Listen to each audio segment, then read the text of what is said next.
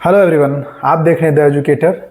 और मैं यहाँ आप लोगों के लिए रेलवे एनटीपीसी या रेलवे ग्रुप डी के रिगार्डिंग कंटिन्यू सीरीज ला रहा हूँ। आज का जो मेन फोकस रहेगा वो रहेगा करंट अफेयर्स को लेके।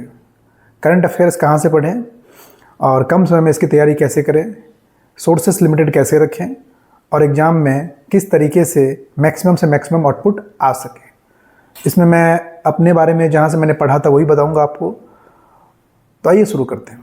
देखिए, आरआरबी एनटीपीसी के रिगार्डिंग अगर मैं बात करूं तो करंट जो है सो वो मोस्टली प्रीलिम्स में 7 से 8 मैक्सिमम 10 भी जा सकता है।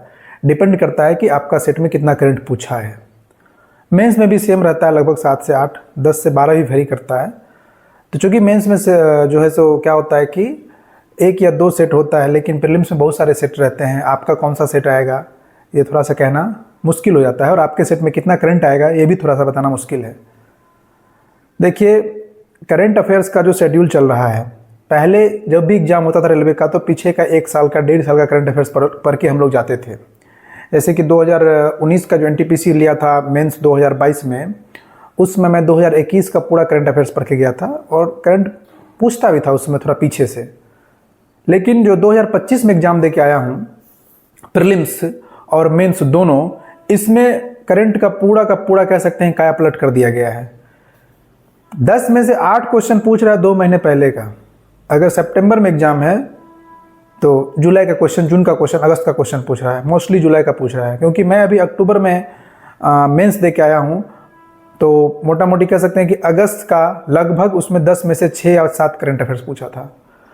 तो एक तो प्रॉब्लम खत्म हो गई कि अब 1 साल पीछे करंट नहीं पढ़ना है। एग्जाम जब भी हो उससे 3 महीना पीछे का पूरा करंट देख लेना है। मोस्टली वहीं से पूछा है, 1-2 पीछे जा सकता है।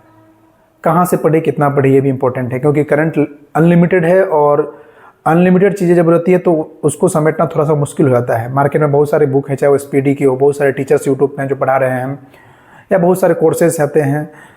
लेकिन होता क्या है कि हर जगह से क्वेश्चन नहीं मिलता है। अगर मैं एसपीडी की बात करूँ, एसपीडी पढ़ के जाता हूँ तो नो डाउट 60% 70% कवर हो जाता है, 80% भी कवर हो जाता है, लेकिन 100% कवर होने में थोड़ा सा मुश्किल हो जाता है। किसी टीचर को फॉलो करूं तो थोड़ा लेंदी हो जाता है, क्योंकि हमारे पास तो जीएस भी है, मैथ्स भी है, रीजनिंग भी है। तो आप क्या करें? मेरा ये मानना था कि आप जो है सो कोई भी ऐसे टीचर को ज्वाइन करें जो पूरे मंथ का एक निचोड़ कह सकते हैं कि जो 100 या 300, मोस्टली 400 करंट अफेयर्स आपको बताए, और उस 400 करंट अफेयर में आप उसको अच्छी तरह से पढ़ लें और वहाँ से आपका क्वेश्चन बन जाए। यानी कि हर महीने का 300-400 क्वेश्चन आप मोटा मोटी 1000-1200 क्वेश्चन आप रेडी करके जाएं, और एग्जाम में आपका आउटपुट अगर 10 है तो 8 क्वेश्चन आप करके आ जाएंगे।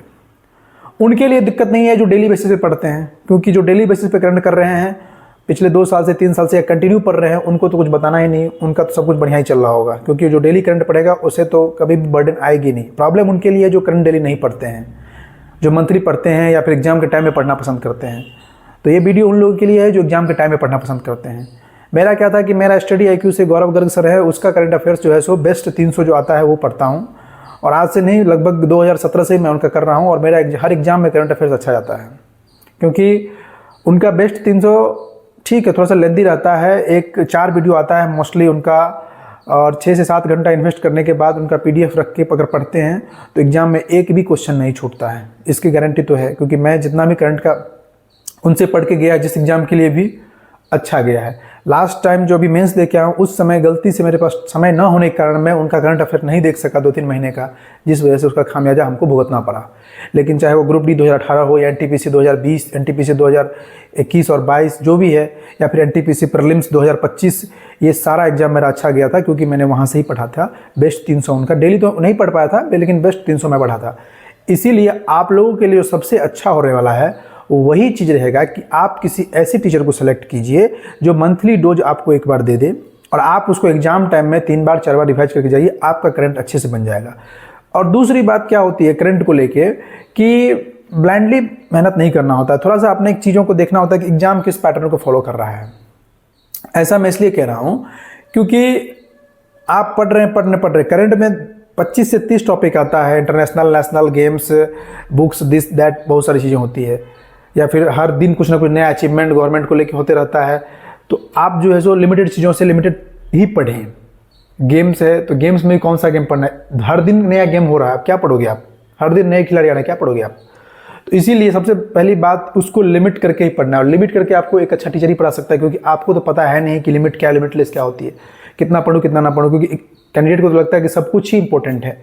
इसीलिए करंट अफेयर्स को लेकर टेंशन नहीं लेना है, पिछले 3 महीने करंट पढ़ लीजिए, कहीं से भी किसी बच्चे PDF से, बुक से, सर से, SPD को भी कवर कर सकते हैं, और करंट आपका अच्छा चला जाएगा। बशर्ते प्रैक्टिस और रिवीजन ज़्यादा होना चाहिए करंट में, MCQ करंट का अधिक लगाइए, रिवीजन अधिक कीजिए, तो आप एग्जाम में करंट को अच्छा कर लोगे। और करंट अगर आपका अच्छा आता है तो आपका रिजल्ट भी हो जाता है, क्योंकि करंट अफेयर सबका जो है सो उस लेवल पर तैयारी नहीं हो पाता है।